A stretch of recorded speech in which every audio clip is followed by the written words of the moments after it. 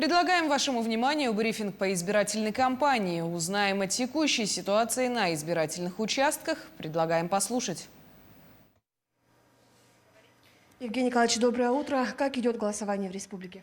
Доброе утро, Ульяна. Доброе утро, уважаемые телезрители.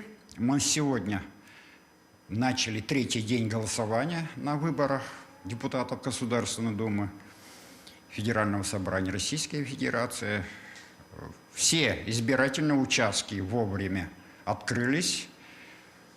Севера у нас начали открываться в 6 утра по якутскому времени, кто-то в 7 утра, но 8 часов все без проблем в штатном режиме начали работать с избирателями. По состоянию на 10 утра, это буквально мы подвели предварительные итоги несколько минут назад, проголосовало 204 392 человека, что составляет 30,86% избирателей республики. Спасибо.